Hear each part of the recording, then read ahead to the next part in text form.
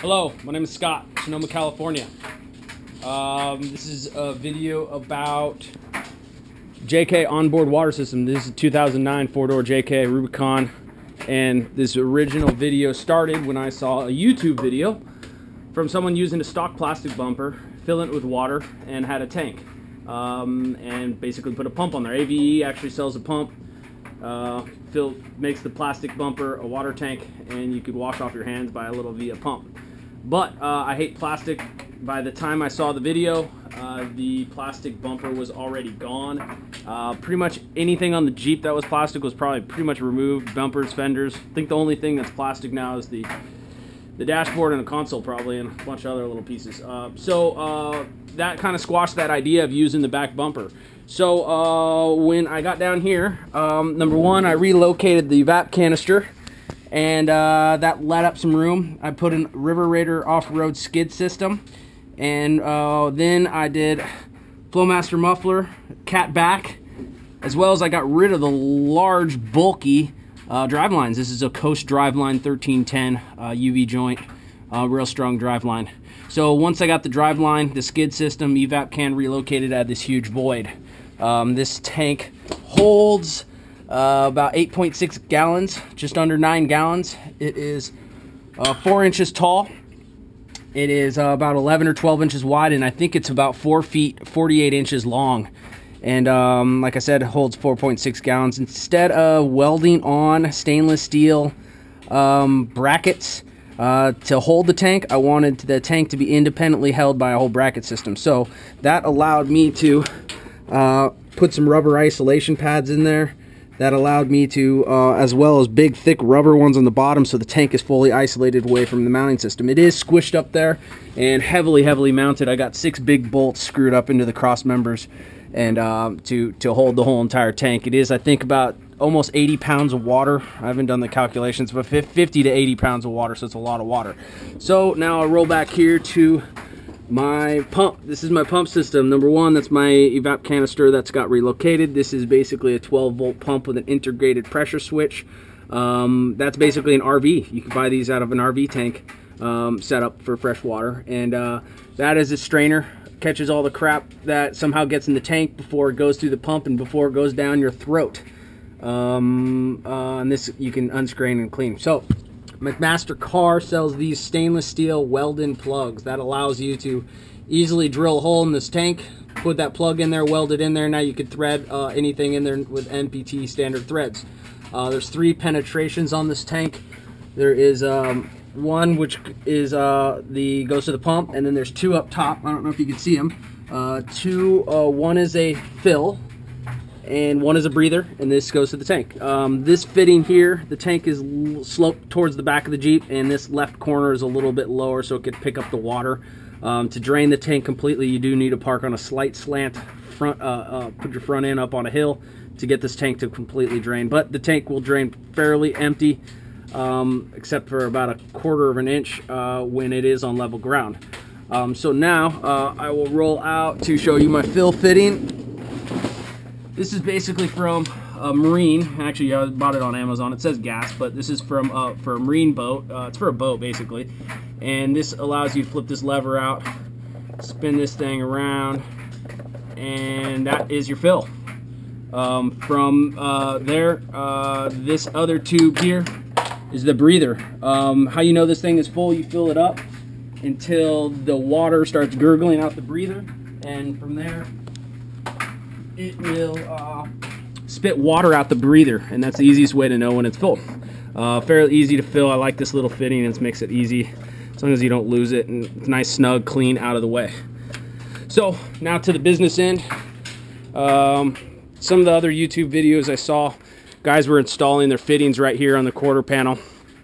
Some guy had their air and their water and their shutoffs. I had a problem with that aesthetically. I wanted it nice, clean looking, so I put it down here. This basically is a fitting I get a lot of questions on, and it's basically a quick disconnect that you can get at a garden hose. It's basically for a garden hose, but you can get it at a hardware store. And so I just integrated that and sandwiched it between the 2 bumpers. So the other end's basically on the other side. So instead of keeping all my shutoff valves in the way, I tucked it up under here under the wheel well. This is basically a standard ball valve, on and off, and that gets piped to the pump. So now I'll show you how it works. It is wired to my S-Pod, labeled pump in the blue. That energizes the pump. It does not turn the pump on, but the pump now has power. Now when you turn this on, turn the valve on, you'll get water. Now you can volume this down, which is nice. You can kind of get a small trickle of water. And when you shut it off, the pump shuts off and makes pressure, which is nice. But when the tank does get empty and you do shut it off, the pump will try to make pressure and run. So that's why it's real nice to have it on an actual physical switch, so you can kill the power to it if the tank is dry. So that's basically, we have an outlet, we have a valve, we have a pump, we have a tank. That's onboard water. The reason this is the portion of the video where most people ask me on the side of the trail, stop me for 20 minutes, 5 beers later, I explain to them how it works and they're still a little confused. So is the shower portion. The shower portion is, this is basically a 3-way valve. This one here goes to this one goes to the tank, this one goes to the pump and the outlet and the shutoff valve, and this one goes to the shower. So right now it is the pump is pulling from the freshwater tank, the stainless steel tank, and then when you spin this down, it will no longer pull from the tank. When you turn on the pump and activate the pump, it will pull from the hot water shower. This tube here runs up underneath the Jeep up to a heat exchanger, which is mounted on the firewall of the passenger passenger seat. It is a Synergy Poly Performance. A little confused on the two companies. Somehow they're connected, but they're separated. I think it's basically called a Synergy hot water shower kit. Heat exchanger you can't really see. This is my dual battery Genesis kit, so it makes it hard to see.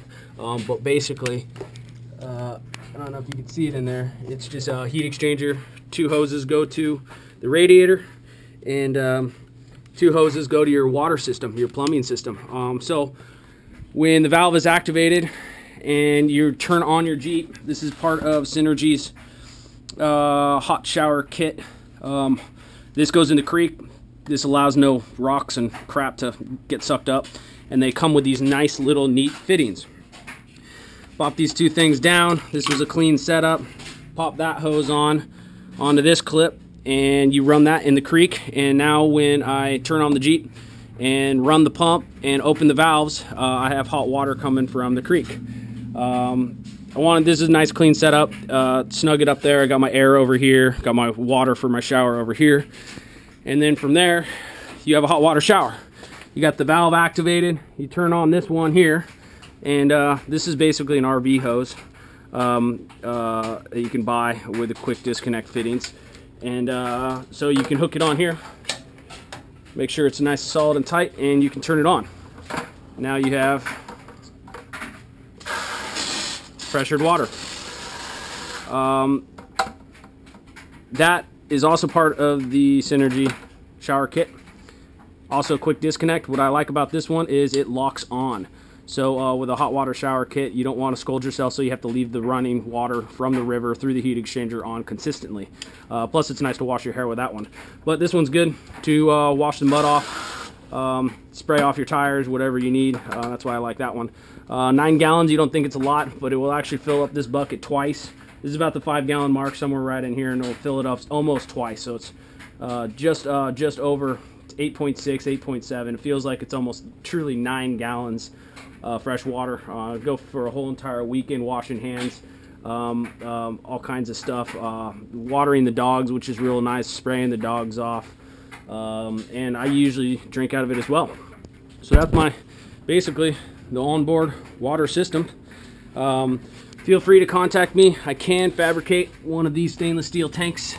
I probably charge anywhere from $800 to $1,000 for the tank itself. It's not a lot of work, it's not a lot of metal, but if I'm stop working to stop making money, I'm not going to stop making money to make less money. So if I'm going to sell one, I might as well make a little money at it.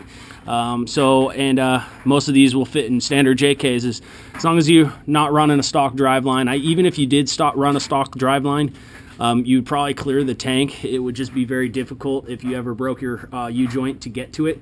This system here, I made sure that if I did lose a U-joint, it would be a little bit tight, but I would be able to get my hands up there and spin the driver line and be able to get the drive line out and replace the U-joint with the tank in place, which is an important thing to think about when you're on the trail.